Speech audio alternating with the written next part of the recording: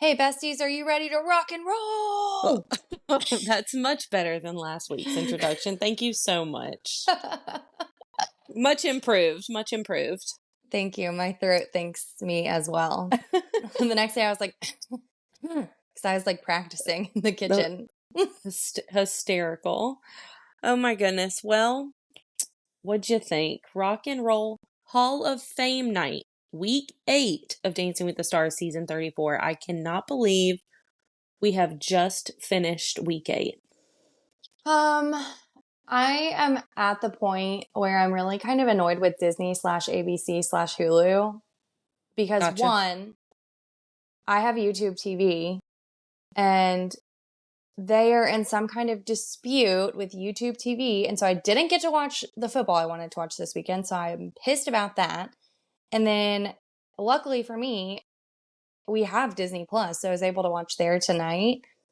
But like, I just need them to get it together. Like, y'all all have plenty of money. Like, please chill. Like, you're hurting those of us who are just out here trying to vibe and like watch things we enjoy. And also, I'm getting sick of Disney/ABC/Hulu turning every single night this season into an ad. Also, okay, quick question. So Hulu and ABC/YouTube are all in a dispute, or are they just in a dispute with YouTube? Did that make sense at all? I'm just mostly curious about... ABC, Disney, and Hulu are all owned by they're all under the same umbrella. Okay, gotcha. Yes, and I knew that. Group is in a dispute with YouTube TV over a contract, which is why, and also ESPN is owned by ABC/Disney/Hulu. Gotcha. Which is why we didn't get sports on ABC, nor did we get sports on ESPN. And it was BS because I was like, well, cool, I can just watch football on ESPN because I have the Disney bundle. No, wrong, incorrect. Damn. Yeah, well, it was some BS. So what did you watch on tonight? Disney Plus? Yeah. Okay, gotcha. I had to hop back and forth from Disney Plus and the ABC cable channel because I have cable. And like, well, shit, we should just go back to it at this point. I mean, but if you think about it, literally every single streaming service is just going back to cable. They're like, a live show. I'm like, that's TV, babe. Like, that's literally cable TV. The news, everything used to be. I'm just like, whatever. God, we sound so old. We are like classic millennials. I mean, I identify as a millennial proudly, so I'm not sorry about it. Which makes thrilled. Absolutely complete sense that we have a Dancing with the Stars recap podcast. Correct. But yeah, so all that to say, if you guys didn't know, which I don't know how you could have possibly missed it, we can stream the Rock and Roll Hall of Fame Music Awards on Disney Plus. Woo! Yeah. I cannot wait. We'll have to tune in. Yeah, maybe we'll recap that. New podcast idea. Also, I guess the CMAs as well will be on Disney Plus. We saw about 1 million commercials for it tonight. Oh, and Nashville 911. Dude, Nashville 911 is... it is now becoming what The Good Doctor used to be. I miss The Good Doctor. The immediate panic to switch channels as soon as we got our eliminated couple. Just like, bye. I literally cannot watch a single second of this show. It's so bad. Hysterical. Well, anyway, back to more important things. Rock and Roll Hall of Fame night. We had a guest judge in the ballroom tonight, Flavor Flav. Flavor Flav. Yeah. He was out here doing his best. He really was. He did his best tonight. We had Flavor Flav. We had Kool and the Gang in Chicago. We had live performances. All of the music tonight, I have no gripes. I really don't. Yeah, same. I have no gripes. Which it would be criminal. It would be criminal to have bad music on Rock and Roll Hall of Fame night. They pulled out all the stops.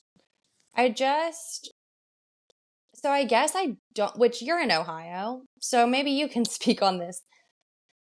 Does rock and roll mean nothing? So I looked it up tonight. The Rock and Roll Hall of Fame wasn't created until the 1980s. So what I saw tonight, this is also very limited research. Sarah likes to tell us that we keep Wikipedia in business because that's like where I get all of my information. Same. No, me too. And guess what? We do not donate to them. So Yeah. sorry, guys. Sorry, not sponsored.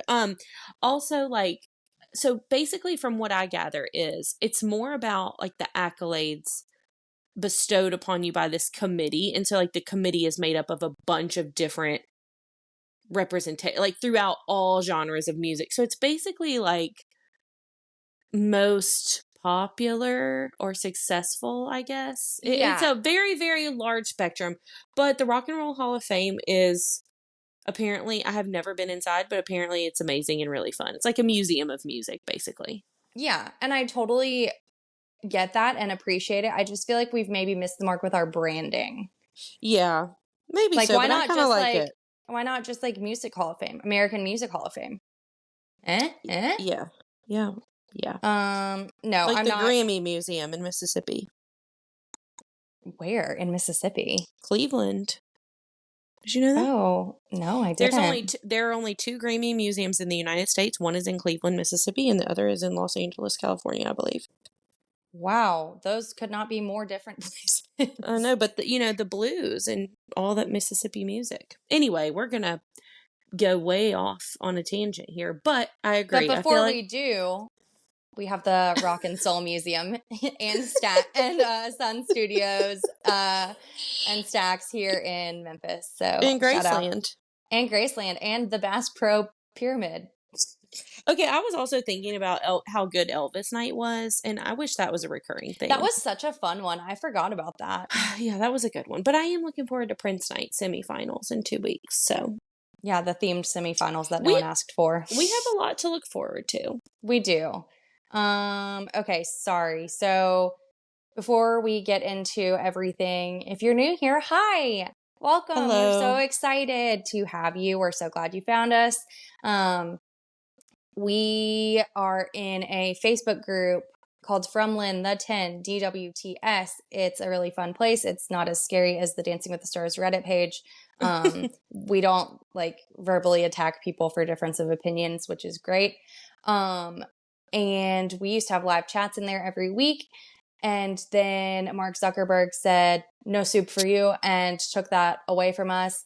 And so now we are over on Discord where we have a live chat every week and all just kind of react. It's like texting your besties. And it's really fun. It's not just limited to Dancing with the Stars. Sometimes we go off on tangents about other things, but it's really fun. If you're looking for someone, like if your friends don't watch the show and you feel like, who can I talk to about this? We're here for you. And yeah, is that it? Oh, follow us on Instagram and TikTok at Talk Dirty Dancing to Me. And I think that's everything. And give us a 5-star rating.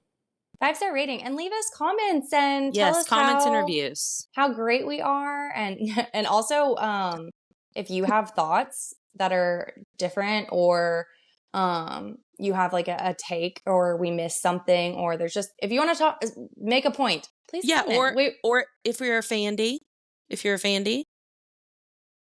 yeah, comment. Leave us a comment. You might have something to say after tonight's episode to me personally, and that's great. That's fine. If you're a fandy, maybe skip for next week, okay? No, all are welcome. All are welcome. The bandwagon. I was telling Katie today, there's always room on the Dancing with the Stars bandwagon. We always have room, and there are a lot of bandwagoners this year, but we love it. So we're happy to have you, even though there's definitely a learning curve here going on. But that's okay. We are here to teach you and indoctrinate you. Correct. We will hold your hands and walk you through this. From start to finish. Okay. Rock and Roll Hall of Fame night. Opening dance, Pour Some Sugar on Me with the troupe. It was a paso. It was cool. I mean, not the troupe. I'm sorry, with everyone. It was still cool. I liked it. It was amazing. It was amazing. I just really loved tonight. I feel like this was a level up. Like this, it finally felt like Dancing with the Stars, except for like a couple of dances that I was like, what are we doing? But like overall, I think everybody stepped up their game this week, which was really, really fun. Yes, 1000%. Okay, so we've said it a couple times. We had a guest judge tonight. I was just in awe that of all the choices in the world, of all the potential people from the Rock and Roll Hall of Fame or the potential inductees for this weekend, that there was only one man who was free on Tuesday night, November 4th, 2025, the year of our Lord, and that was Flav Flav. He was available, he was ready, and you know what? He did rise to the occasion. He brought the energy. So I wouldn't say that he was ready because I feel like they literally were like, "Hey, you're coming on the show," and he showed up. His Uber got stuck in traffic. He showed up right before filming, and they were like, "Sit down. Good luck." okay, They also, did not prepare him. Is everything okay over there? no, I'm so sorry, y'all. My cat knows how to open the door if I'm in the room by myself, and she cannot stand that. So I had to get up and shut the door. So I'm so sorry. But yes, everything is okay. Sorry, guys. Yeah, no, they just threw him in there with zero, like, the man couldn't find his paddle. And, like, let me be so clear. I love Flava Flav. We talked about it a little last week. Like, he sponsored the U.S. women's water polo team at the Olympics last year. He was riding for them so hard, like a supportive king. He's fun. Like, how can you dislike him? I mean, he's great. Mm-hmm. But they did not set him up for success. He started off so shaky. He finished much better. Yes. Yes, he So, did. He ooh, really did. Yeah, I mean, I really feel like he definitely progressed and did so much better as the night went on. But I really think he had no idea what he was supposed to be doing. And that's okay. Like, you know what? Sometimes, like these guest judges, it can be pretty gimmicky, and this felt pretty gimmicky. Like they really have no idea how to judge a ballroom dance, and it feels a little silly that they're there. However, I do love a positive judge when there's someone who has nothing but nice things to say about them. So I felt like it was a good boost for morale. agreed. Yeah. And he wasn't creepy and crude and Yes, weird and not at all. overtly sexual. Like it was a much better casting than last rock and roll night. So we definitely appreciate that. I think he just kind of was trying to figure out what he was doing at the beginning. But then I also loved that every time it was his turn to give up a score, he would just hold up his paddle. He wouldn't say anything. He would just be like, Yes. it speaks for itself. I love it. I love it. Okay. So, is it time to get into the dances? I think so. Okay. Dylan and Daniela up first. They had a jive to I'm Still Standing by Elton John. So this is not the first time that we have seen these clips of Bruno from this music video. No. And I love them every time I see them.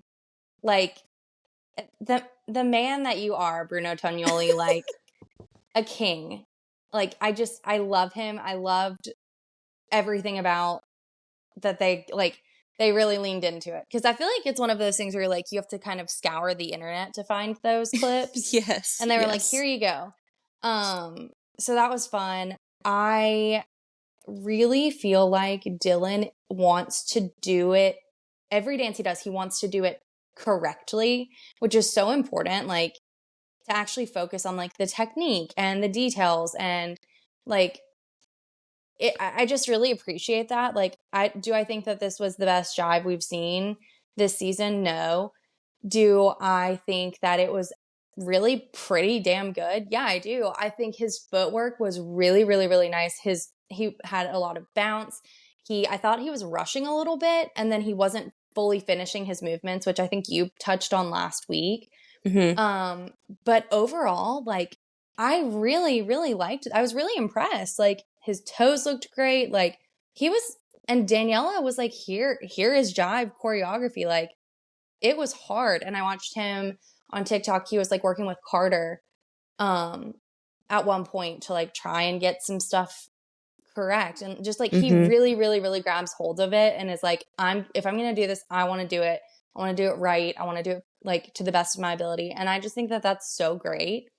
And what else is great about him is there's 8 of them on his the front of his torso. And I know. I think that pack of Hawaiian rolls is just the best thing I've ever seen. I know. I was literally gonna touch on how sometimes we get flack from listeners for having pretty privilege for some of the men, which like if pretty privilege was in the dictionary, it would be right beside Dylan Efron. Like, this man is gorgeous. And he's not a dancer. And that's why it's enjoyable to watch someone who really, his week one dance compared to this dance, I really need to go watch them back to back because I feel like he has grown a ton. And the stamina that he has, I think, was really what put this jive like over the top for me. I don't think it was his best. I don't think it's the best that he can do, but I was so obsessed with it. I was very entertained. I loved like the sexy breakout part. I love that they like incorporated some of Bruno's moves from the music video. Yes. It was 100%. It started off the night with a bang, and I loved that. So I think he, like I have said about him a lot, I really think he can grow even more. So his scores, he got an 8 from Carrie Ann, a 9 from Derek, a 10 from Flav Flav, and a 9 from Bruno for a 36 out of 40. And I think we were all shocked by the 10. Yes, but pleasantly so. If you've been listening to the podcast for any amount of time, Madeline's dream guest judge, when they're not like a former pro or someone who actually knows what they're talking about for ballroom dancing, her dream is to have them come out and just be a hype man and give everyone a 10 and like be like literally a whole vibe of just like positivity, like we are having the best time. Like that's her dream. And I was like, oh my gosh, Flav Flav has been binging old seasons of the podcast. Like obviously. I have never felt more heard or seen until he gave that 10 tonight. Like I was literally thinking, this is what I have been asking for. It's finally going to happen. Did he disappoint me later? Yes, he did. However, I was very, very happy whenever Dylan got the 10 because I think that is their job. When someone like Flav Flav comes on, has no idea, absolutely no idea what a jive is, and he gives a 10, I think give credit where credit's due. Like give Dylan the 10. I'm obsessed with it. Yeah, no, that's fun. I thought that also Dylan, he was very clearly like nervous this week. Not only was he going first, but he like you can't really hide anything in a jive. You either got it or you don't. This is Dylan's second time to go first. He went first Disney night.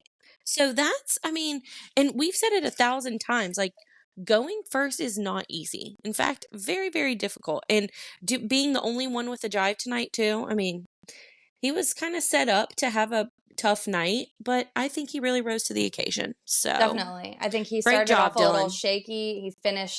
He got it together and picked it up and finished really strong. And as Derek said, when in doubt, get your abs out. Amen. To which Gabby Green promptly said in the Discord, why is Derek dressed like Amelia Earhart? That jacket. And then he stood up and he is the most recent victim of the bedazzler. He was probably upset he wasn't included in a team dance. Honestly, I know he has bad FOMO. Absolutely. He can't stand it. Okay. Next up. Alex and Val had a paso doble to Livin' on a Prayer by Bon Jovi. Should Alex get bangs? She did. She literally did. I watched in her live. She had them cut her hair for tonight's episode. Wait, really? I thought they were clip-ins. I didn't get a chance to watch her get ready with me today.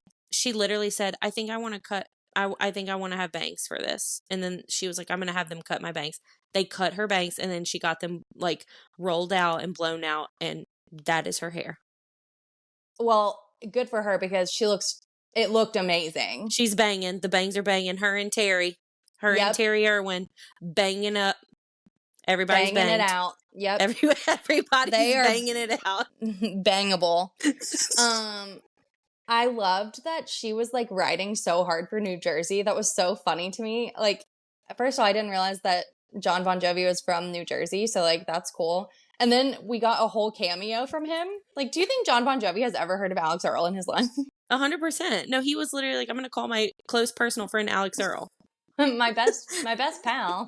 And wish her luck to dance to my song on Dancing with the Stars tonight. I cannot even tell you how much I enjoyed this dance. Like, my notes literally just say, hell yeah, you better work that skirt. This is sick. I know Val is chafing so damn bad. This is amazing. She's so hot. This is sickening. Oh my God. And I think that's the best way I can sum it up. I think so too. I think we've been wanting paso, paso, paso. That's a paso. We got great pasos tonight. This one, though, blew the roof off that place. I thought she came in so hot. She threw down so hard. Like that skirt, she was working it.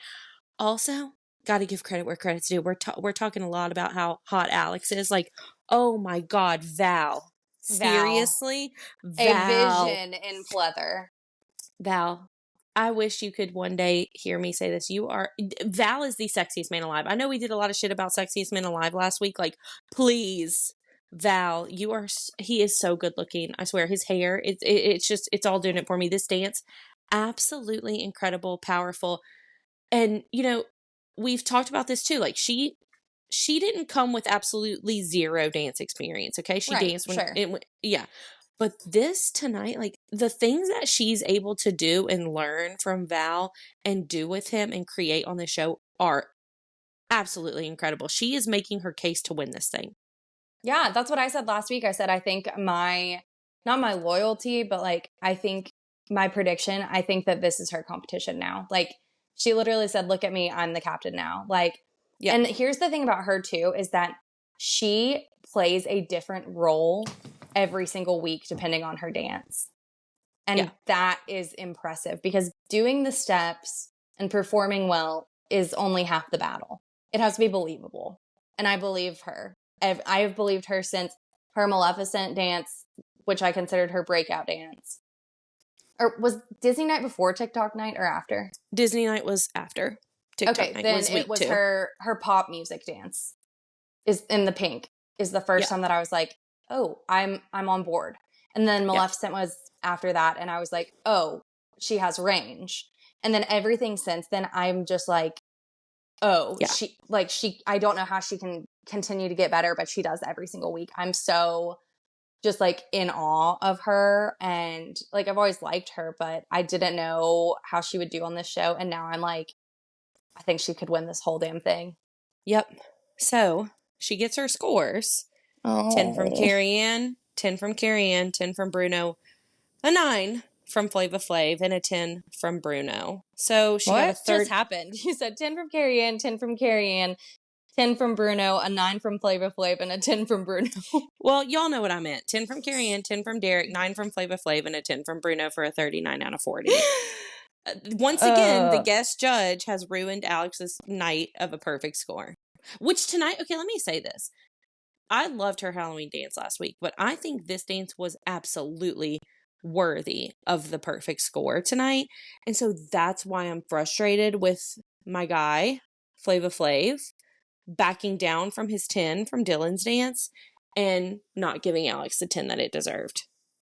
I think he was just really struggling at this point. I think so too, but I wish he would have, struggled at by giving her a 10. Me too. Yeah, exactly. So, anyways. I was like, damn, 2 weeks in a row, the guest judge has ruined this for her. But I don't think she was she wasn't upset about it. And I think everyone realized Flava Flav is going through it right now. Like he's trying his best. He's fighting for his life up there. But I cannot wait to watch this 800 million times. Yeah, me too. I cannot wait. Speaking of a dance I hope to never watch again, Andy and Emma had a contemporary to God Only Knows by the Beach Boys. I'm just going to say this. Why are we doing contemporaries during Rock and Roll Week? I don't know. Because he had his paso last week. He has other styles he hasn't done yet. Well, he's got plenty of weeks left to do them. Okay, let me start because I'll get my negativity out of the way later. So first, this was clean. This was simple. It was good. I think this dance night was Andy's best dance. Do you really? I really do. I really do. This contemporary alone. Like I felt like, okay, this is clean. He's actually looks to me. Everyone else has kind of, even said this, and I've said this throughout the week, like he's learning, he's doing the steps, he's getting more steps. But this dance, I was like, okay, he's doing every single step. He's hit every single move. And I can see it all tonight. Like the fog isn't covering his legs. I'm not distracted by the theatrics. I kind of enjoyed that tonight. It was just like Andy and Emma dancing. So then I was like, okay, you know what? This is a very solid contemporary for him, but this is as good as Andy gets. This dance. So those are my thoughts. I like Andy as a person. This gave me nothing. I didn't feel anything. I think it was still clean, simple, good, best dance, but like I'm not over here like. But it was it was simple to the point of like I'm so bored. Like nothing, like truly nothing happened. Like I don't dislike Andy, but like this dance was not entertaining in the slightest. And that's the thing that I think I have like found solace in like in previous weeks is like the man can perform and like he has like the personality to like sell a story. Like with Wicked Night, I thought he did a good job.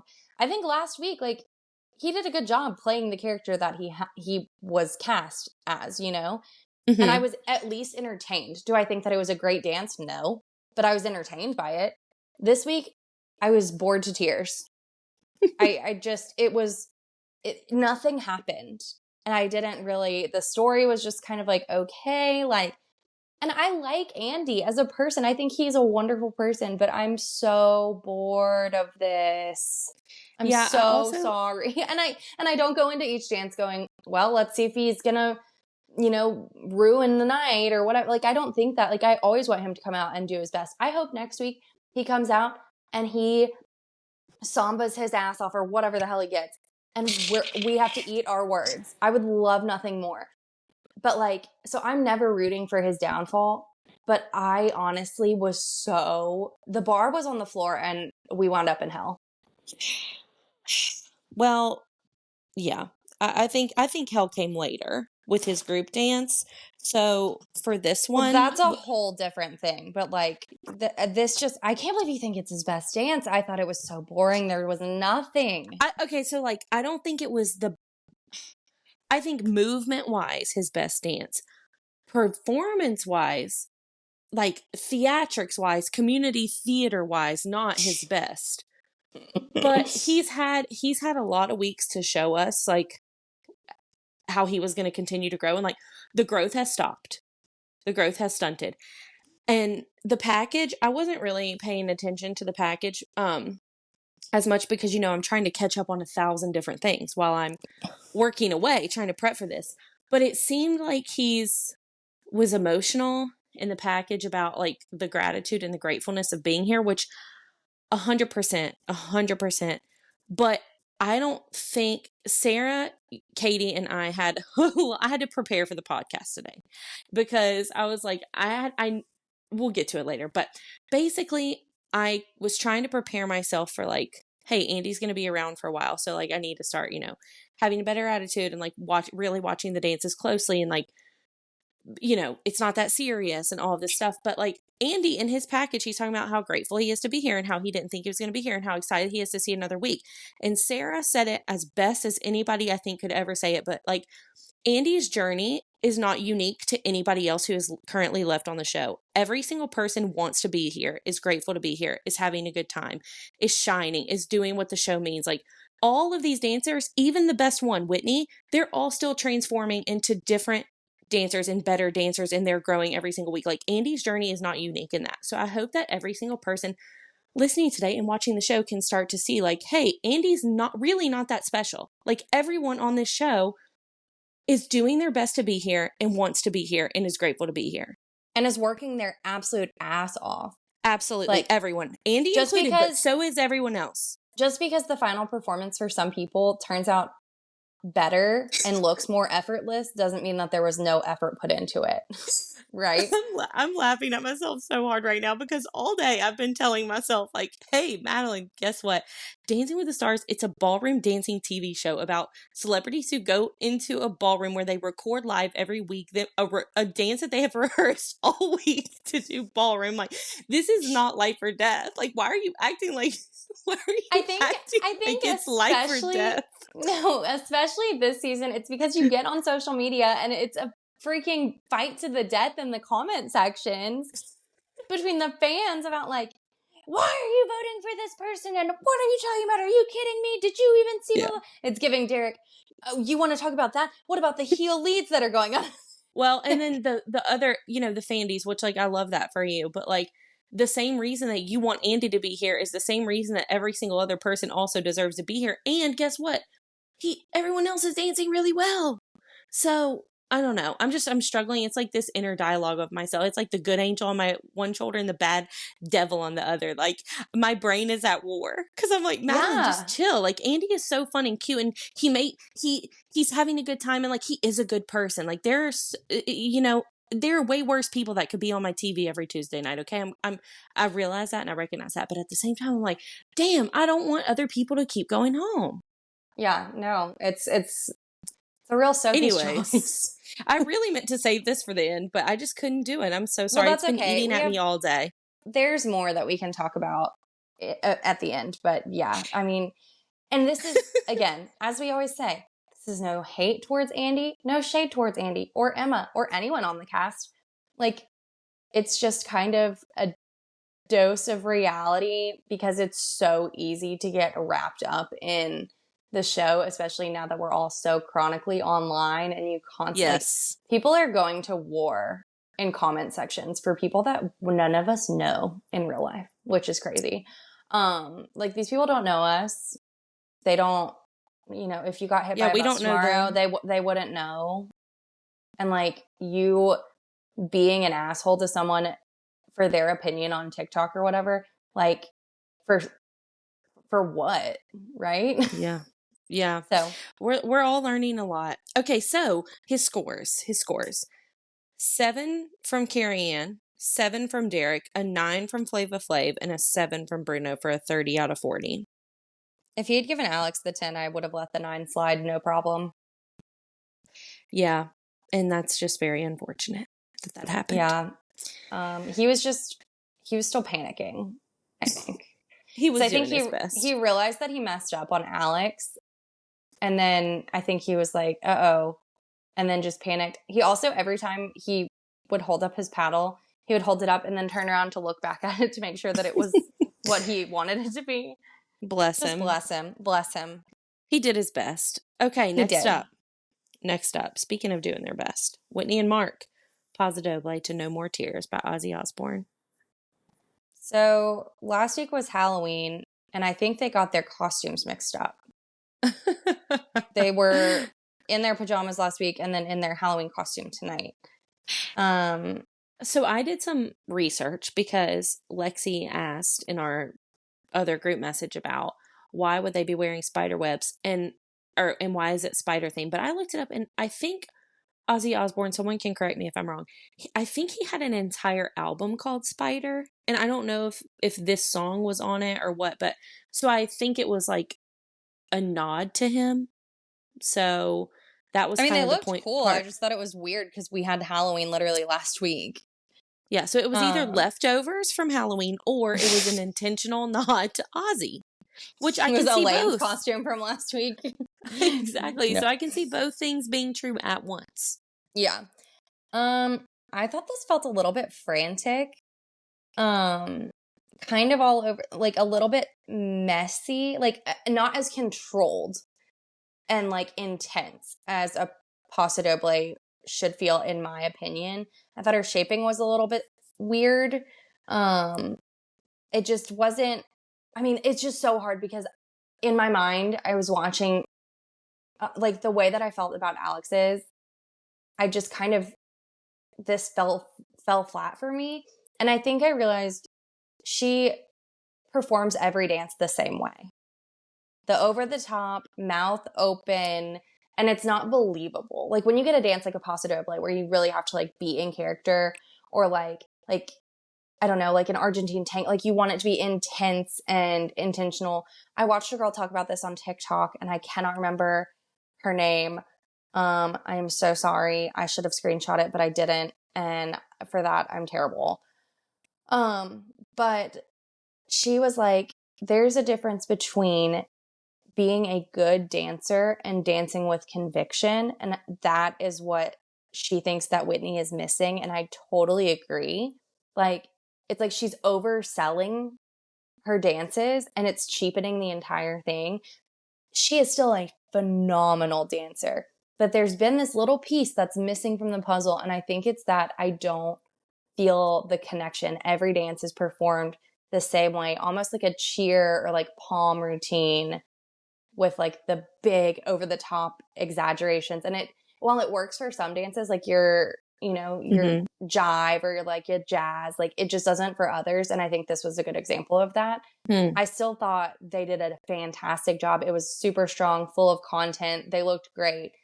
But I think that's part of the thing that's keeping her from like really, for me to really be all in on like, damn, she's got it for me.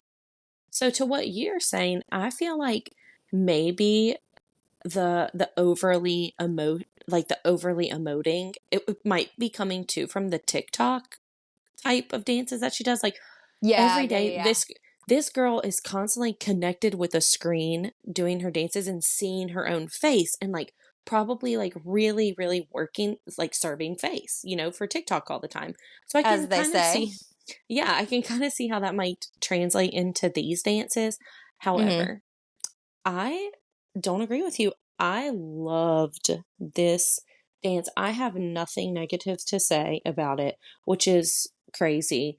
But I really absolutely loved it. I feel like if you squinted your eyes or like were far away from your TV and didn't know who Whitney was, you would think that she was a pro. Her lines were so perfect. I thought that the dance was great. I loved the costuming. I liked that Mark went without the jacket to like show the tattoos and stuff. Like I felt like the mood of the dance and their partnership just it was really shining on this one. So I had no notes. I just really, really loved it. I was really shocked that it didn't get the first perfect score of the season. They got a 9 from Carrie Ann, a 10 from Derek, 10 from Flava Flav, and a 10 from Bruno for a 39 out of 40. I don't know. I don't know. There were just parts where, like, I remember one of the moves at the beginning, they did the big arm over the head. And she just kind of, like you talk about with Dylan not finishing his movements and going on to the next one. I was seeing that at the beginning. And it was almost like she was rushing it a little bit at the beginning, which could have been nerves. And I don't know. I felt like she was breaking her back at some points, like how hard she was arching it. Like, I was literally like in shock watching this one. There were moments that were absolutely stunning. I think it started off a little bit shaky. And then I think it definitely got better and better and better. I hate what they're doing with the camera. I think that is so distracting.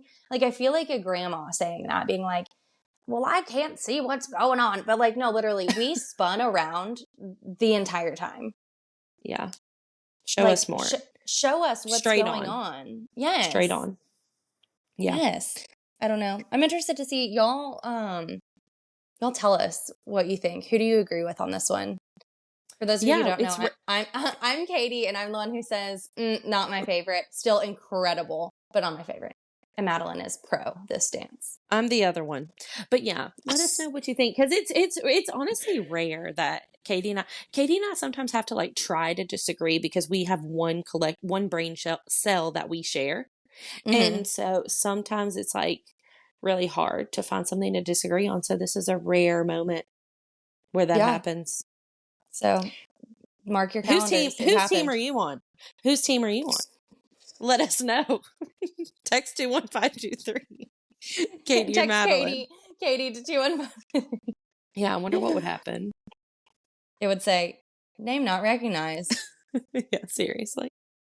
Okay, next up, Danielle and Pasha. They had a contemporary to Dream On by Aerosmith. Another interesting choice, with it being a contemporary for rock and roll. Nothing says rock and roll like a contemporary number. Nothing. I love her so much. Like, somebody said in the Discord, and I didn't screenshot it because I'm the worst, and I'm trying to do 7,000 things at one time while watching the show. They said, honestly, good for her for like milking the cancer story. And she wasn't saying it like in a negative way. She was like, she hasn't really talked about it since like week 1 when she talked about how she like came to be doing the show, you know?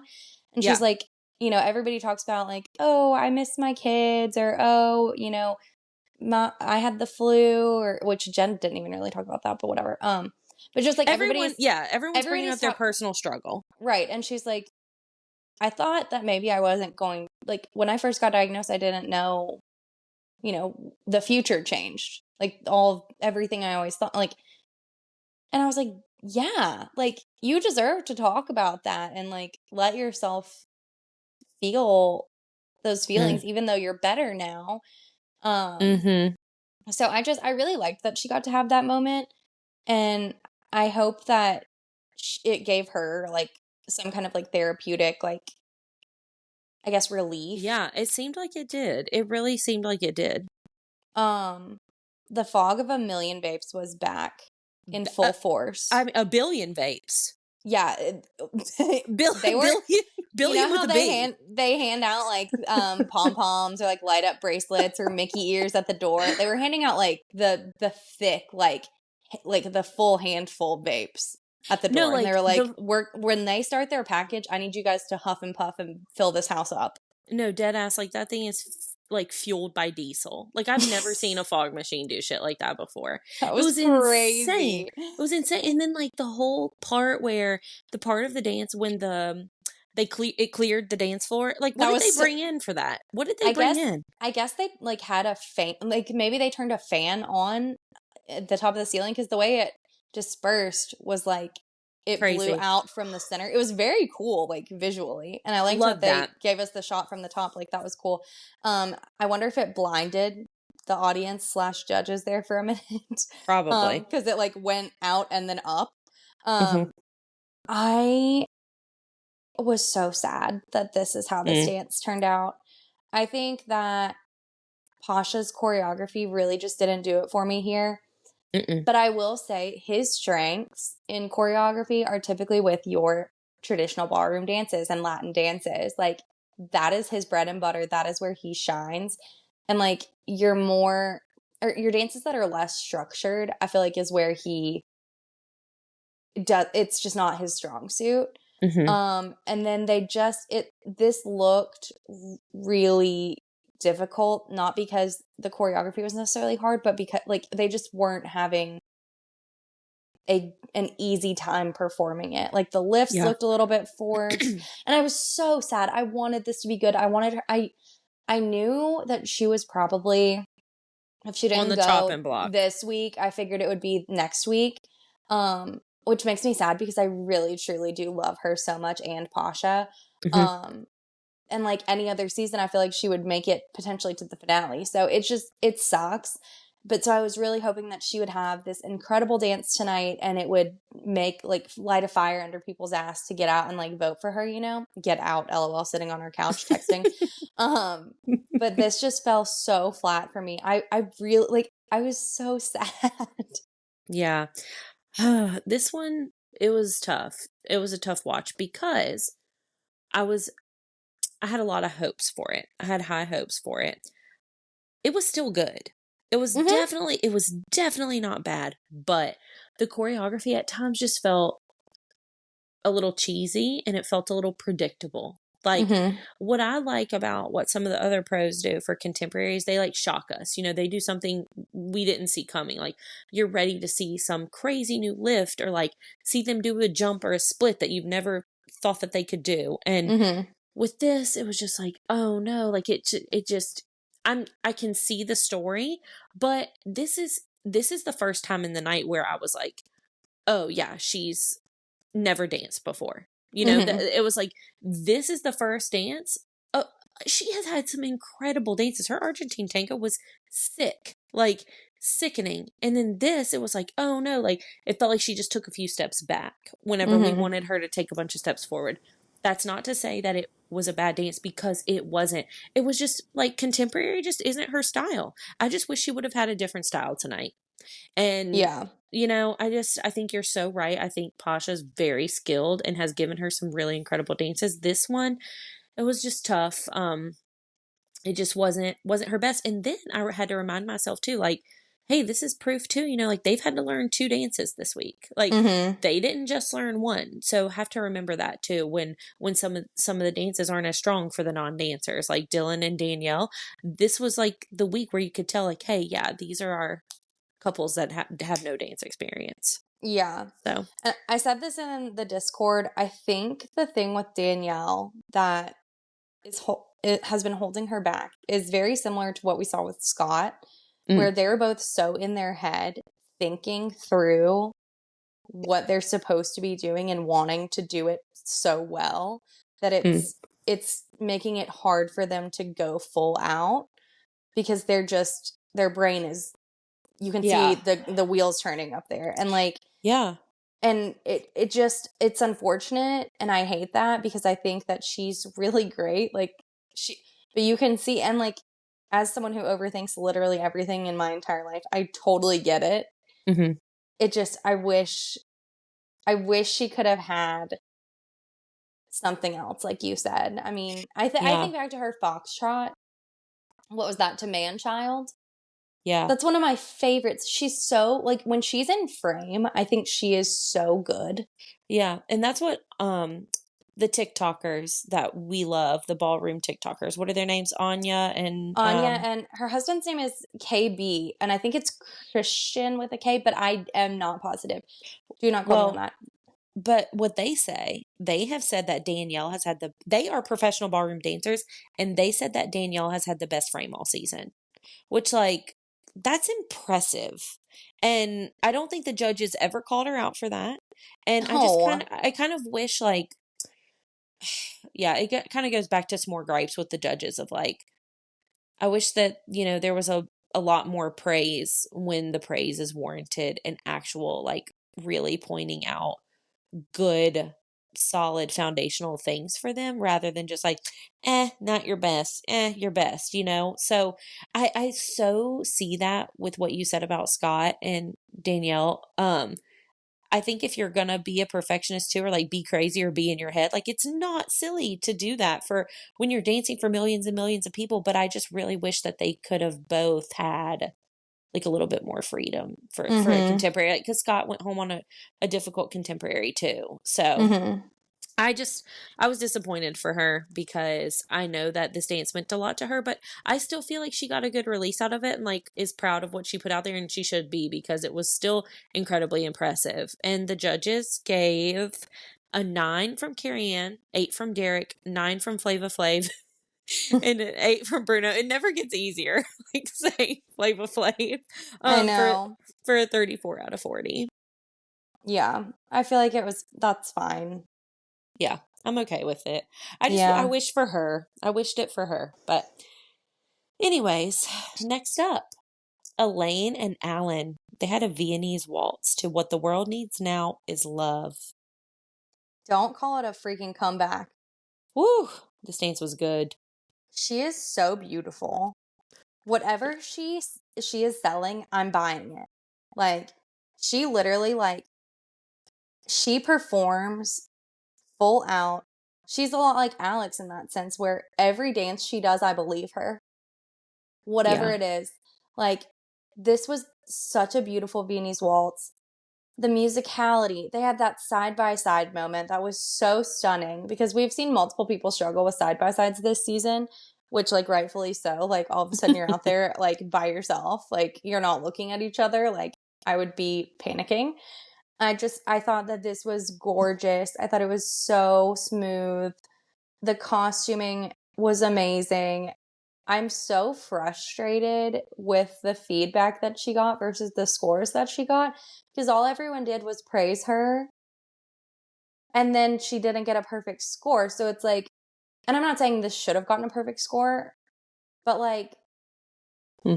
if you're not giving her some kind of helpful feedback or any kind of like constructive criticism, or even just a note on like, oh, I did notice this, then what is she supposed to take away from that? Yeah, what's she going to improve on? Right. And she already missed a day. 2 days. Yeah. Well, that was the other thing I was going to say. She missed some days of practice, but this girl did not miss a beat. She was on the music. She was on point. She did not miss a step. Like, this was not a super easy dance by any means. I would definitely say, like, the Viennese waltz was probably easier on her body than some of the other dances would have been had she had to do something, I don't know, like a jive, Paso for example. doble. Yeah, or like, yeah, something where she's doing, or like anything where she would be flipping, jumping, whatever. So I was thankful for her that she got to do a waltz today, but it was so beautiful. It was amazing. It was not giving rock and roll night like every other dance. It was very much like this beautiful Viennese waltz placed gently down in the middle of like hard rock. But I'm so happy that we got to have it because it was really sweet. It was smooth. I thought the cover was so great. You would never know she was injured. Her timing is so good. She looks so natural. She's so beautiful. This is a classic Viennese waltz. Yeah, That's I loved that. it. I loved Those are my this. notes. Yeah, I'm right there with you. So the scores. She got a 9 from Carrie Ann, a 9 from Bruno, a 10 from Flava Flav, and a 9 from I'm sorry, I did it again. A 9 from Carrie Ann, a 9 from Derek, a 10 from Flava Flav, and a 9 from Bruno for a 37 out of 40. I just want to know why. I don't know. I'm trying to think of why. What could she have done better to get her to a 10 for the Viennese waltz? Yeah, I don't know. I really don't know. So let us know what you guys think because I've been racking my brain because this really confused me. Like we kind of talked about, which is a concept that we got from, again, our favorite TikTokers, Anya and her husband. She was talking Anya about and how her husband. I'm obsessed. Anya and KB. We love women in this podcast. On this podcast, we respect That's right. women. You are Anya and husband. Like That's we right. Correct. But she was like, these dancers, they're only going to do each style one time. So judge them. If it's a 10, give it a 10. If it's like how has this show survived this long by saying everybody starts at lower scores and then we increase and we don't, once we get like past a certain score, we don't go back down to like 5 or 6 or anything lower, God forbid. And then also like everyone is being judged against each other, but they're not doing anything similar to each other. Unless we're going to go back to 2 styles a night, which I'm begging, please, God. I just don't think that that's, like, how are we all on, like, how have I been believing that this is correct for so many years when, like, they have, these dances have nothing to do with each other. A Viennese waltz, a contemporary, and a paso doble walk into a bar, and everyone says, what the hell? No, we've been brainwashed. So my friend Catherine, hey Catherine from law school, just started listening to the podcast because she started watching the show, and she texted me today, and it was so funny to tell me, she's been listening and she's loving the podcast, but then she started asking me questions. She's like, wait, so I have a few questions. This is her first season, and she's like, so is there any rhyme or reason to like who No, the answer is no, Catherine. Yeah. My dear friend, I hate to inform you. She's Immediately like, no. So is there any like reason for who gets what style dance? And I was like, funny you ask, because there's actually not one rhyme nor a reason. Like absolutely nothing. Like we have no idea. It's all a crapshoot. For all we know, they're drawing straws behind the curtain. Like we literally have no idea who gets assigned what or why. Like this is it's production, baby. That's showbiz, baby. Like they're not going to tell us. They're not going to let us know. So you get what you get and you don't throw a fit. Exactly. So anyways, who's Speaking next? of throwing a fit. Throwing a fit. Oh my God, Jordan and Ezra. Jazz to River Deep Mountain High by Ike and Tina Turner. Holy hell. This was it, baby. I have forgotten to say this until just now, but like every single couple leveled up tonight. Like everyone leveled up, rose to the occasion. I think everyone had a good dance tonight, but this was my dance of the night. And really? Yes, this was my dance of the night. She came back after a tough week last week where they got some pretty tough criticism and really showed up and showed out. I loved the production quality of this dance just as much as I loved the dance itself. Jordan was finally bringing out her flipping. She was kicking. She's hooting and hollering. Like, it was amazing. I was just like completely in awe of her. She really embodied Tina Turner. As Jordan herself said, she brought her back from the dead. um, but yeah, I mean, after Harness Gate, Ezra coined Harness Gate, I think it was great for them to come out of that and bring this energy. She blew the roof off this place. Dude, the wig was wigging. It sure was. I loved all the gymnastics, all the tricks, the sparkles, the sequence. Like, this was a full-on production. Like, Yeah. they said, Tina Turner, all right, time to exhume her body. Let's go. And she seriously did her justice too. Like, a lot No, of seriously, times, this was amazing. I know Tina, wherever she is smiling. no, seriously, like, she really, really did Tina Turner justice. Like, she rose to the occasion. It was amazing. It was so fun and like flawlessly executed.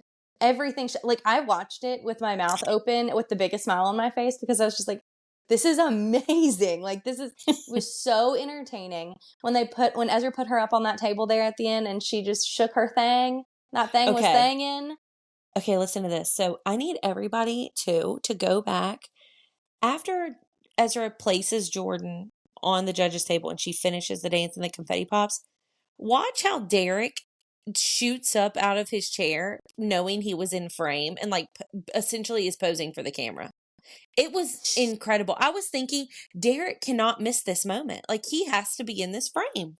It was cracking me up. He like jumps right out of his seat as soon as the confetti starts falling and he's like clapping, looking at the camera, looking back at Jordan. I was like, oh my God, Derek needs his moment.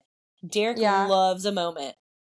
He is that kid that is in every other picture in your middle school yearbook. He's like the yearbook editor who puts photo. Yes. Derek edits the yearbook and makes sure that he's on every page. It's just a collage of him. No, literally. And don't you know it was killing him not being in Team Cool's dance? Don't you know? Oh my God. I know. God, it was killing him. You know, he goes home to Haley and is like, I can't believe they didn't pick me. I mean, he even made sure he got Dancing Through Life in the opening number of Wicked. Like, he cannot miss a moment. Okay, so for Jordan and Ezra, their scores. 10 from Carrie-Ann, a 9 from Derek, a 10 from Flava Flav, and a 9 from Bruno for a 38 out of 40. Again, what was with the 9s here? I don't know. It's hard because it's a damn jazz. Yeah, because it's a jazz. And so I think that the pasos were much more impressive than a jazz. But then again, that's just not fair. You can't compare them. You can't. It's just not fair. Yeah, it's just not fair. This is my petition to get rid of jazz from this show. I'm starting it now.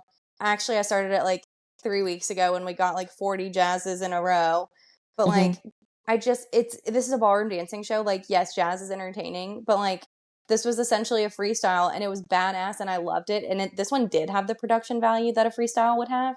And I loved it and I loved everything about it. But like, this is a ballroom dancing show. What are we doing? Yeah. I'd love to know. Okay. And like, I'm sorry that if you're going to judge it for what it was, I don't know what was bad about it to not give it a perfect score. I'm so sorry. I don't either, Queen. I really don't. Okay. I can't get over Derek, the yearbook editor. I'm sorry. I mean, this is the show that used to have the flamenco on it. Yeah, like, I know. And now we're hitting jazzes every time we hit the vape. I don't know. Yeah. Hit the quan, hit the jazz, hit the vape. Hit the quan, hit the jazz, hit the vape. Dab. After Jordan and Ezra, we got the Dodgers. We got a quick, troop dance to I Love LA, I believe. And then they showed the Dodgers and the manager of the LA Dodgers, who have just won the World Series in baseball. Like, the pinnacle of baseball, like one of the oldest, longest, most long-standing traditions in sports of all time in American sports history. And we've got 4 of them in the ballroom Front and center, baby. No, like I kept thinking, is this a fever dream? This can't be real. Like this can't be real. Like these, and they were like real starters on the team. Like we're not even talking bench warmers. Like no, I we've know. got Will Smith hit the game-winning solo home run, I'm pretty sure. In the 11th inning of Game 7. Like, what? Like, the Dodgers are here? It's crazy. They didn't even play the World Series final game in L.A. They just got back from Toronto. I know, they literally just got back from Toronto on a red eye and showed up to Dance with the Stars. Had their parade. And then had to be sat for Dance with the Stars. It's insane. Like, I'm like, we are that A-list now. This show is that big now that the Dodgers are here. They brought the trophy. I know. Oh my God, that was the funniest part. Don't you know it was driving him crazy that he had to hold that in the frame? You could see the embarrassment all over his face. You know, his wife was at home snapping 1,000 pictures, being like, I am chomping at the bit to get on TikTok and see all of the photo edits that were made between Jan and Brandon's live. Oh my God. TikTok live, between that and just all of the shit going on in the ballroom tonight. It's going to be some electric. Chaos. It was chaos, but I love it. It was rock and roll. Okay, last but certainly not least, Robert and Whitney had a paso doble to Icky Thump by the White Stripes. I wish they had done Seven Nation Army. I feel like that would have been a really cool paso doble dance because it's so like intense. And that's what I think of every time I think of the White Stripes. Like only that song. I don't know if you guys know this about me, but I'm not a super huge hard rocker. Me either. Me either. Okay. This was giving the beginning with the capes, the like whatever you want to call it. It's technically like kind of a flag, but whatever. It was giving Big Derek Huff energy. Yes, it was. That's funny. Like, I'm pretty sure that is choreography straight out of the one that he and Haley did like 3 or 4 seasons ago. BDE, Big Derek Big energy. Derek energy, literally. BDE. I was obsessed with this. This is the dance that I've been waiting for from him. It's like I've been chasing the high from the week 1 jive. And this finally gave me a little taste of what I feel like we've been missing. Yeah, Robert was back with this one, I think. Mm-hmm. He was making his case. The knee walks into the kip up. Are you for real? Very good.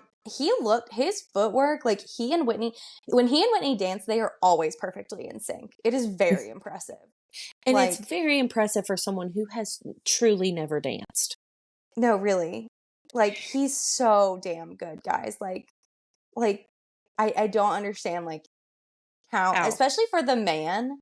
Like, I feel like guys get glazed so much on this show where, like, mostly because the audience is primarily female and we love a hottie moment, right? So we can, like, let some stuff pass, like, slide, you know? But, like, so men, and in ballroom dancing, I feel like your eye is always drawn to the woman. I mean, hello, women rock, right? So literally, for the man to stand out and stand on his own as the star, I feel like is super difficult. You're in a really hard spot.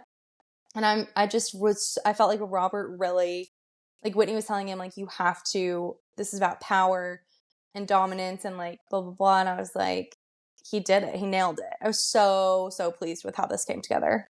Yeah, the flag was tough at the beginning. I think having to do the flag work with the troupe, for a non-dancer, I think that was a huge challenge, and it was a little bit off on the timing. It wasn't perfect up there, but that's not where Robert has ever shined. Like, Robert has never shined solo, and he always looks great and best when he's doing the partner work with Whitney.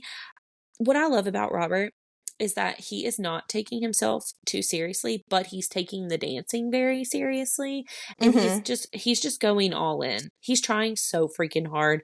He is pulling out all the stops. Whitney is being hard on him. I loved how Whitney was like, are Val and Mark gonna bend their knee when they do their paso today? And yeah, do you think they're laughing in practice right now?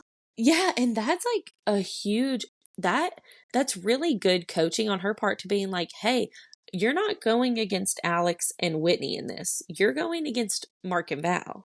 And that was Mm-hmm. like, ooh, like that is so good. And I never thought about it. I mean, I have thought about it, but never really that way. And so it was very much like, I still don't think that obviously Robert could hold a candle to Val or Mark at this point, but he's working on it and he's trying. And for being only 8 weeks in, incredibly, incredibly impressive. So I, Definitely. I want this for him. Like this is like, I'm getting to that point in the season where you want it just as much for the couples as they want it for themselves, you know? And Mm-hmm. I'm getting there with Robert because it's like, nothing has really made me feel like his week 1 jive. And so, Mm-hmm. and tonight, I still really, really loved this, but like, I'm still kind of waiting to feel that again. Mm-hmm. Because he's got it. Like, and it's because nothing he's ever done is bad. So Yeah. either Yes. way, either way. Okay. For scores, he got a 9 from Carrie Ann, a 9 from Derek, a 10 from Flava Flav, and a 10 from Bruno for a 38 out of 40. Our I'm okay gracious with that. king. Our gracious king. Um, Yeah. Flavor Flav then really only messed it up the one time. he really did. And I wish it would have been 10s for everyone. I really do. I stand by that. Even a 10 for Andy. Like, because I've said this a million times. Like, if it was going to be a 10 for anybody, it's got to be a 10 for everybody when you're a guest judge like him. So maybe one day my dream will actually come true. Maybe one day you'll be the guest judge and you'll be Wow. able to give 10s across the board. 10, 10, 10s across the board. Now that would be amazing. That would be amazing. Okay. Then we had a cute little breakout number for the tour. This shit ate down. Yeah. Hey, y'all. You know I love a hey, y'all moment. We've had some good renditions of hey, y'all on this show. Hell yeah. Remember I think it was Daniela and Jason? Iman. Oh, Iman, sorry. Did the sexy hey, y'all? Remember Oh, the slowed down hey, y'all? I do And then not. and I looked for it on Spotify for like 3 weeks because I couldn't find it because I think it was just like a DWTS special. I'll find it. An exclusive. Yeah, seriously. Okay. Team dances. What we've all been waiting for, except with a twist. This week, we had our first team dances, but they had a special addition. Alfonso and Julianne each joined a team. Alfonso joined Team Freestyle. Oh, I'm sorry, Team Chicago, and Julianne joined Team Cool. So Team Chicago was up first. It was made up by Danielle and Pasha, Whitney and Mark, Jordan and Ezra, and Dylan and Daniela. Yeah. I am obsessed with this dance. Like this, first of all, I love this song, which is really Me too. interesting. Me Do too. you really? I feel like no one knew that song. I love that song. So, like, you don't know it by the name of it. Like, Well, you yeah, because the don't, name is so weird. yeah, you don't look at 25 or 6 to 4, but then you know that song as soon as you hear it. And it's just a good vibe. Like it's just a bop. Yeah. Chicago slayed the house down with their performance. Also, I think that band is made up of everyone in the city of Chicago. Like there's so many people in that band. The live music tonight, out of this world. Like, Yeah, it was great. It was so fun. and Ray too. I He always does a great job, but like having them there was amazing. Yes. Also, quick shout out to Ray Chu. He is going to be on Joey Grazaday's official Dancing with the Star recap podcast, which doesn't come out until Thursday. So that's why we stay up late on Tuesday night to get this one out for you guys on Wednesday so that you can enjoy all kinds of Dancing with the Stars content. But Ray Chu Lab's going to be the guest on the Dancing with the Stars podcast this week. So that'll be an interesting listen. I love that. I have sent Ray Chu so many DMs trying to get him to come on our podcast. They've all gone unanswered, unfortunately. But maybe one day. Maybe one day. God, he's gonna find. I'm happy We're gonna for make Joey. it big. We're gonna make it big one day, and then he's gonna like look in his DMs and be like, "Oh my god, Him and Sasha both. Yes, I knew them when." Him and Sasha both. Then they'll be DMing us trying to get on our podcast. That's right. So Okay. no, this was fantastic. The costuming was amazing. I liked that they kept it simple, with like their theme and kind of the story that they were trying to tell. I thought that I was giggling at every time Alfonso was just like spinning around by himself, like in the No, background. Like, hysterical. it He was like a so fairy. no, literally, that's all I could hear in my head was the TikTok. He was a She was a fairy. fairy. She was a And she was a fairy. fairy. Brendan goes, "Oh damn, they didn't even give him a partner. He's just out there vibing." He was just in the background, like randomly. He would be in the camera frame, and he's just alone, just dancing. It's It was just so funny. good. It's so funny too because, like you said, you love the costumes and that they kept it simple. Like Alfonso was not going to change out of his signature look. like you know, we've made the joke so many times. Like he opens his closet, it's just all the same exact outfit. Like It's like, he was hey, not. Arnold. He was like, I'm not taking off the tux. Y'all can wear a tux, and so they did. Literally everyone. Energy so high. Loved how difficult it seemed everyone's dance was. Like it wasn't like they just threw a hot mess together. Everything was intentional. It was good. It was entertaining. They looked great. They pulled out all the stops.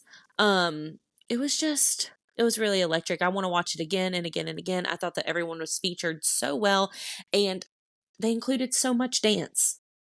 Yes, and then the little homage to the Carlton. Of course, Whitney was right. He can't leave it out. And Alfonso was like, Whitney's, yeah, the Alfonso, excuse me. Alfonso. Rebrand. No, I loved this. I can't wait to watch it 100 more times. It was so entertaining and also like technically impressive. Like they looked like they've been practicing this for weeks. They ate. It was so good. They threw down. They got a perfect score. 10, 10, 10, 10, 10. 40 out of 40. Incredible. If you had told me the first perfect score of the season would be for a team dance, I wouldn't have believed you. Me either. And I told Katie in a separate text, like, I felt like maybe it was an attempt to boost morale a little bit. Like, let's give the first perfect score to a group rather than one person. It was so fun. I loved this dance. It was so good. It was so good. Yeah, it was. It was. And then we go to a dance that is not so good. We had Team Cool. They had a dance to Celebration by Kool and the Gang. This team was made up of Julianne Hough, Andy and Emma, Robert and Whitney, Alex and Val, and Elaine and Alan. So you know how I said that Team Chicago kept it really simple with the theme? Team Cool unfortunately did the opposite. I also think like this was a weird song to choose. Celebration. Like it just didn't feel like I thought it was going to be a hard song to dance to anyway. Unless you're doing the electric slide or something at someone's wedding and you're, in your 50s. I don't know. I don't know. Well, then it was perfect for Andy then.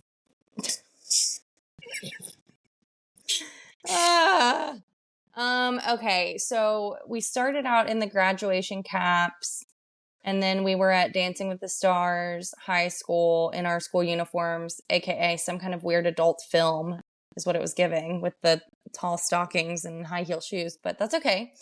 Which, like, I didn't hate any of that by any means. Like, I thought, okay, cute, like, nice, it's different, whatever, it's fun. The first, probably 3 8 counts of the song, we just saw Kool and the Gang. Oh, while okay, they were, I guess, stripping down from their graduation outfits. Okay, but I think that was the other thing I meant to mention.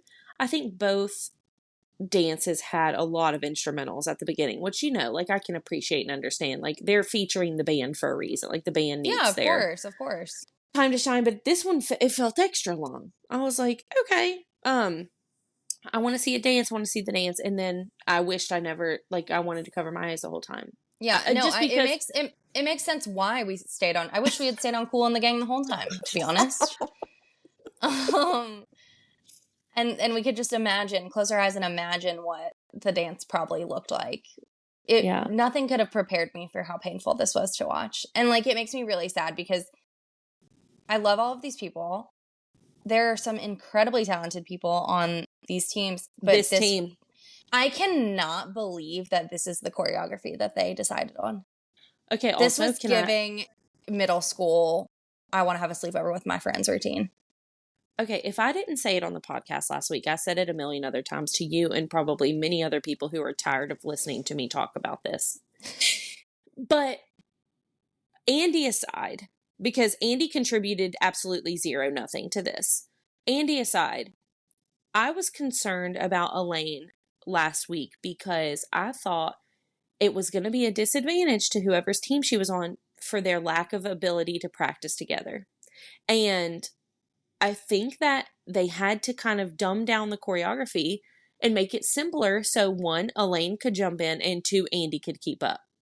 And I feel like having both Elaine and Andy having like that bit of adversity against you kind of really contributed to the fact that this dance felt a lot more like a flop than the other teams. And granted, yeah, sure, Jordan, I think, had to miss one day of practice, but like, she's clearly a quick learner. And then they were like, hey, just go do some flips. Like, do a flip, for Jordan. And then the others, they're just like, there is a full part of the celebration team cool dance where they told them that the other part, like the caveat to this was that you're going to have a moment of dance without your partner. Okay.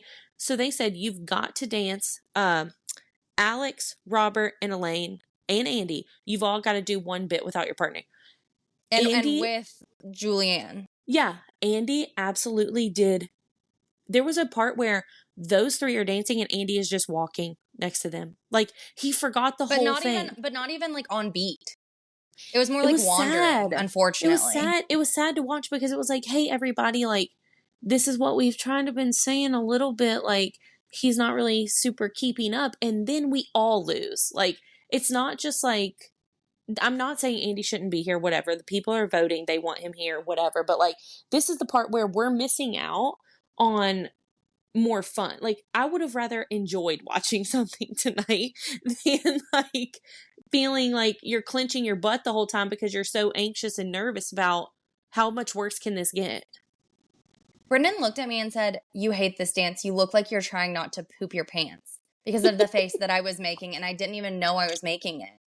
Like, just the like, oh no, like, ooh, like. I had, and then you have major secondhand embarrassment because Robert and Alex are at the very top of the leaderboard, and then they're literally like, we're team cool, like, team cool, let's make our funny TikToks and get the votes, and hey, it's working. Like, it's working. But I think this dance showed everybody now. Like, I think the veil is being lifted and eyes are being opened and the rose-colored glasses are being taken off to where, like, maybe we need to stop voting for someone just because we think that they're special.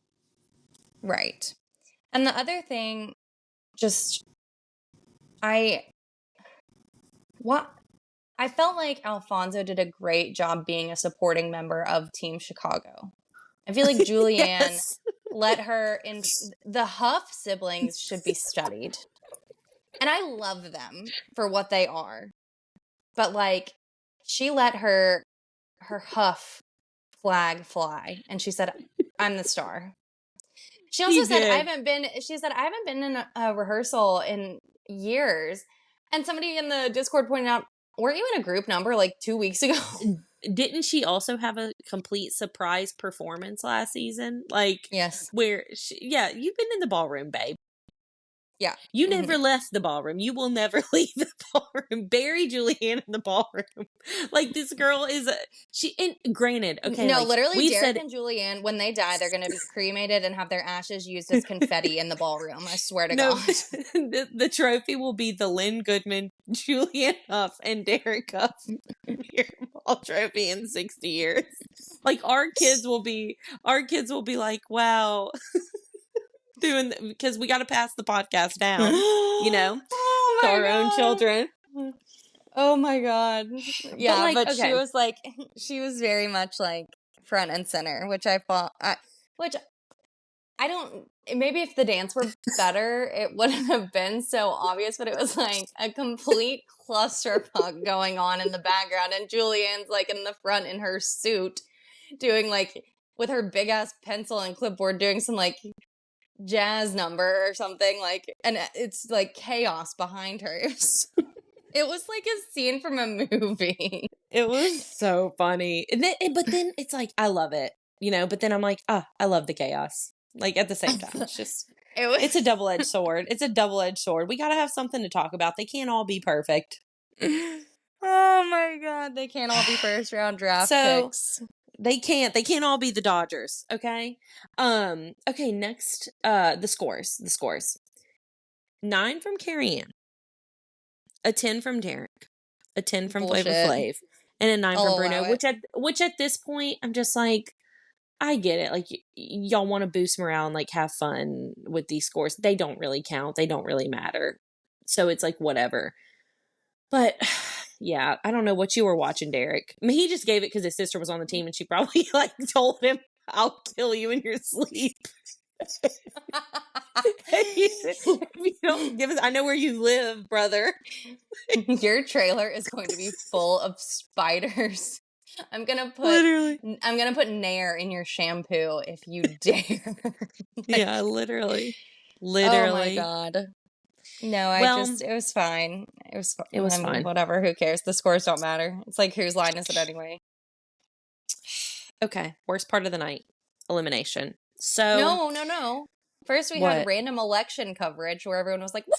Oh. Yeah. Oh because there were 2 minutes left. And I literally thought they were about to like do that. Like that was just. Oh, I thought we were going to miss it for sure. I thought we were going to miss the elimination 100%. Yeah, because there was no time. And then they're like talking about the election. And I was like, me living like all of y'all in the like areas where y'all had elections today, like I'm happy for whatever, like that y'all got coverage, but like I live in Tennessee, none of this had anything to do with me. I was like, why am I being punished for this?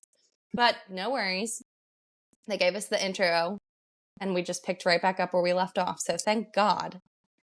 But yeah, do they not know that that much more important voting was going on? Correct. Also, I think they need to be held responsible for the just influx of panicked heart rates that they caused, because everyone, like the Discord was like, what is happening? What's going on? Guys, is it over? What? No, what? Someone, is anyone watching on ABC? Like, yeah, don't make us find out on TikTok live, please. Please. Okay, so after we find out election news, we move on to the most important election of the night, and that is who's going home. Okay, so called safe. First, Alex and Val, rightfully so. Then Dylan and Daniela. Then Robert. Then Elaine. Then Jordan. No, I'm so sorry. You're right. I messed this up. I'm sorry. Alex and Val first. Dylan and Daniela. Robert and Whitney. Jordan, Ezra. Elaine, and Alan. So then we have not necessarily the bottom 3, but one of you is going home. Whitney and Mark, Danielle and Pasha, Andy and Emma. And unfortunately, gone too soon, Danielle and Pasha. Yeah, it was really sad. Also, Brendan clocked this. So while they were, they had the spotlight on Danielle and Pasha only. Like an overhead spotlight. No, the other 2 couples on the chopping block didn't have it. Brendan goes, oh, they're going home. Look, they're in the spotlight. They're the only ones. And sure as shit, I was like, oh my God, like I wonder if that was a mistake or I don't know, but yeah, I don't know. They said, you guys want to see who's going home? Here they are. But yeah, I was sad for them. I was sad that we're going to have to watch Andy continue to struggle, because I don't think he's at a point where he's going to continue moving in an upward trajectory. Even though he's a great person, it's just kind of, we're past that time, in my opinion. And I hate to see Danielle and Pasha go. I think she knew that she did. Her time was running out. We all knew. I think. And like I said earlier, I don't think if she had survived this week, I think she would have been gone next. Yeah. Like I don't think she was going to win it. I don't think she was going to win the whole thing, but I just hate that she is still, her journey is still being cut short. Yeah. I think here's my philosophy and kind of where I stand now with Andy. I know that there's still going to be the Fandies. We're still going to vote for Andy. He could still win this competition with support and votes from people who vote for him. That is their right. But I think now, after you've seen tonight, I think now, before you were kind of like, living in living in the fantasy of like, he's so amazing and special. And he's the only one who's there to learn and grow and change and be good. But now, but now you've seen like how he cannot keep up with the others, and you've seen like what that he's kind of capped out. So now I kind of feel like your eyes have hopefully been opened, and at first you like had the, excuses and like the excitement to voting for him, but now it's time for Andy to go. And I hate being like sounding hateful or whatever, but it really is. And it's not that serious. Like if he wins the whole thing, he wins the whole thing, but still, like, I think now we have really seen how far he should go. And I think I do not think anyone else who is left should go home before him. Right. At all. Like, by no means. There is no one else even close, even remotely close. Yeah. No, I totally agree. So another point that when we were having our little debrief with Sarah today, because we tried to like let all of the emotions, like either rage, frustration, like anything, we try and get all of that out before we watch the show, and two, before we record, because like it's fine. It's one thing to be frustrated and feel some type of way and talk to your friends about it. It's another thing to go online and be like such a mean, like hateful person. Like, and that's not who we want to be. That's never who we want to be. But so we were like having a little vent session, and I've seen people talking about this on TikTok too, but like Andy is 4 years older than Elaine. What is it? Is it age that y'all are riding for him on?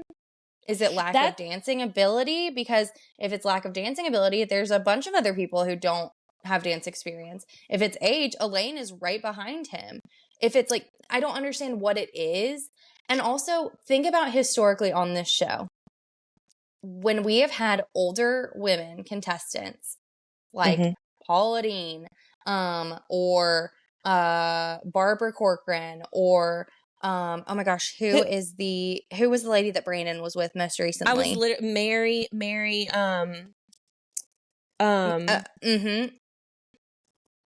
her name is Wilson, Mary Wilson. Am I making Mary that Wilson? Up? Yes, that's right. It's Mary Wilson, right. And I didn't even have to Google that. So good for you.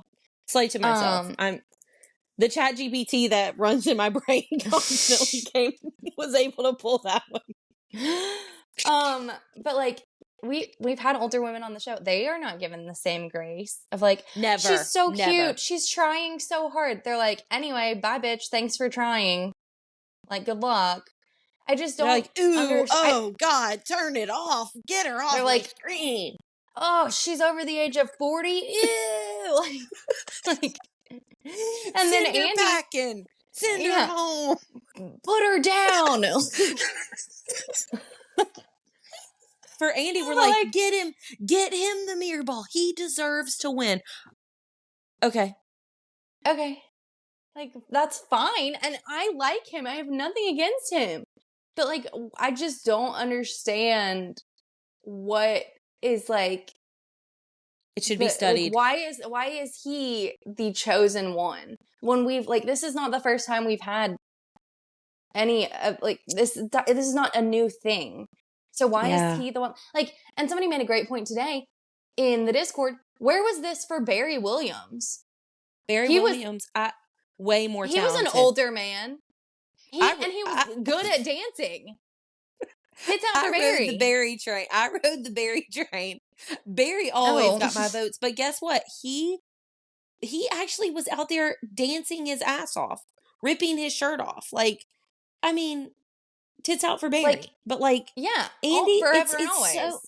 It's such a unique thing. It's so different. Like, I don't understand. But like, it's like, It's like almost like when a child is like trying really hard and you're like, you're doing amazing, sweetie. Or like your kid draws the ugliest fucking picture you've ever seen in your life. And you're like, no, it's nice. Like literally like, No, but it the is energy, fantastic. But like, why is he getting that energy and no one else is getting that energy? Danielle and Jen both got like the way the judges treat him with kid gloves, never give him any criticism anymore at this point. They're just like, well, he's here. I mean, I guess we have to be nice to the guy. I don't know. Like, and then like they only talk about like how great he is, how he's what the show is about. Danielle and Jen neither had dance experience and did things significantly better than Andy, and they just constantly got shit on every week by the judges, and then they're going home before Andy. I just what is the thing? Like why is this happening? I don't have the answer. I don't have the answer, but I really do think now that it will change next week. And like, it's not to sound like, because again, I was telling Katie and Sarah this today. It's like, I sound crazy when I start getting upset about Andy Richter still being on the cast of Dancing with the Stars and not being voted off yet. Like, I know I sound ridiculous and crazy and like that I care too much, but it's bigger than just that. Like, it's not just because it's Andy. Like, I'm not hanging my hat on the fact that Andy should go home. It's because previous years and previous contestants, specifically women, are not treated the same way as Andy in the public eye, in the public perception, in the TikTok love, and the fandoms. Like, it is just it really should be studied, just like the Gangnam Style group dance should be studied. The effect on the effect on a generation, the effect on this show. Like, I wanted so badly tonight, like a group dance to make me feel like that again. I do think that what was it? What team was Alfonso on? What's the name? It wasn't Chicago. Team Cool. Team Chicago. Team Chicago. Like, I still love that, but like nothing will ever make me feel like that Gangnam Style dance. So No, because I don't know. that was another one where we were like, oh, this has the potential to be a disaster. And then it came out and it was like being shot out of a rocket. We were all just like, holy shit, what's happening? Yeah, I'm like, sitting here just like, I'm just shaking my head because I've been trying to prepare myself for this. Like, Andy's going to be around. I mean, I think he could survive another couple weeks. But like, it's okay. And it is okay. Like, we it are really not is. hating. Like, it's not that serious. We're not hating on him. Serious. We're not hating on Emma. We're not hating on anyone who likes him and chooses to vote for him. That is your choice, just like we have our choice to vote for who we want to. And the whole thing about this show that's really pissing me off, not this show, but the people watching this show that are online being insane. This show has never been about voting someone off. This show is like, I really like this person. This is who I want to win. And it can change. And then you can have multiple favorites at a time. And you vote for those people and you hope that they survive. You don't go, hey, let's all gang up and not vote for this one person so they go home. That's weird. Y'all are insane. Something's wrong.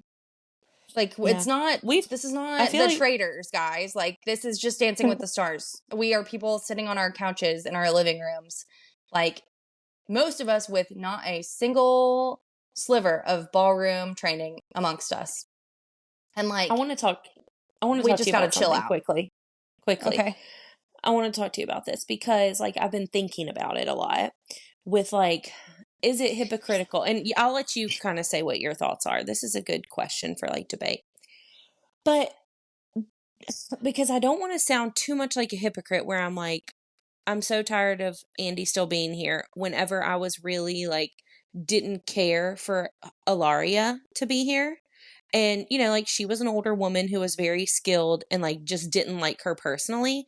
So I'm like, am I being the person that I'm saying I don't want to be, who's like dismissive of a woman's presence on the show because of the things that she's done, or like make her unlikable? And like, was I more harsh on her than I am on Andy, and like, or just as harsh on her than as I was on Andy? I don't know. I kind of want your perspective because like, we very much did not prefer to have Ilaria on this season. So I just kind of wanted to discuss that a little bit before we get called out for being like, you're saying all this stuff about kicking Andy off, and or not kicking Andy off, but you know, it's late, but like not wanting Andy here and not voting for him. And that's kind of how it shook out with Ilaria. What are So your I think thoughts? the thing for me is that this show has never been, in my eyes, about who is it's not a dancing competition show like So You Think You Can Dance or World of Dance, RIP. Like, this show is a popularity contest mixed with a talent portion, right? It's Right. like, yes, we want the stars to learn how to ballroom dance, and I'm not gonna, like, dancing is definitely a part of it, but it's not the only part. And Mm-hmm. so for me, I can give a pass to someone who maybe isn't technically the best, like, for example, Iman. He wasn't the Mm-hmm. best. He improved and got better and then became fantastic. Like, but he was never, even at the end, he was never a technically fantastic dancer. He definitely got better from where he started. But if you're looking at who is the best dancer, it was going to be JoJo Siwa all day, because of course it was. Like, duh. Mm-hmm. Mm-hmm. So Dancing with the Stars has this weird thing where it rides the line between, and I think this is another reason why people get so obsessed and like ride so hard for whoever their person is or whatever their opinion is about it, is because you're Rightfully playing so. the game of voting with your heart, in the fact that, like, I like this person, or this person has grown so much and is really improving, versus what you're seeing and you're using your brain and being like, this person is objectively bad at this. And it's like, you're having to come to a decision. I feel like we did a pretty good job with old Hillary from Boston, because we did talk about how she was technically not a bad dancer, but just for us personally, she was not our Mirror Ball winner. We never actively started a campaign to be like, get her out of here. But we also, Well, like, and I I kind of never feel voted like, for her. yeah, and like with Hillary, Ilaria, it's just she has a bad rap and like she's done a lot of questionable things. And Andy doesn't have that. Like Andy doesn't have a questionable background. He doesn't have a cancellation. He doesn't have a scandal. No, And no like, scandals. This is his biggest scandal, that he's surviving so long on Dancing with the Stars. yeah. But then that's just kind of where I like I take a step back, because I'm like, it's not that serious. It's really not that serious. It's not that serious. And then I like start dissecting, you know, well then what did I have against this person, and what did I not like about this person, and why was I so vehemently against Hannah Brown winning like 4 years ago? Like all these thoughts, like I just start having them, and I just think it's interesting to think about it, because like with Hilaria, she just didn't have the people's choice. Like she just didn't have the people's vote. But again, I think everyone that is left is the people's choice. Like I've said this 1,000 times. When this mirror ball is appointed at the end of this year, in 3 weeks, 4 weeks, in a month, it's going to feel like somebody lost, no matter who wins it. And Yep. so I'm really interested to see how it's all going to shake out. This episode is so long. So thank you all so much for bearing with us this week. Yeah, I mean, next week's the 20th anniversary party. We only have There's 3 going to weeks be left. a lot of BDE next week. Big Derek Big energy. Derek Oh my God. energy. How many dances over under do we think Derek's going to perform in next Okay, week? between the Huffs, between both Huff siblings, I'm going to set the over under at 5. Are you taking the over or the Oh, under? okay. I'm taking the under. 5 Yeah, I between think the two of them. I think 2 each. I think 2 each. I was also going Oh, to take the under, one but together, one together for sure. One and then together. everyone's going to go, siblings are dating. Siblings are, oh, I do. I'm giving them a tough go tonight, but I love those two. They know it. Yeah, I We love know it. everyone on this show, even the ones that I love to hate. Like, it's just, this show is like, it just is. It really does something to It's me. so good. Sometimes it's good, sometimes it's bad, but it's always an entertaining journey to go on together. The real journey is the friends we made along the way.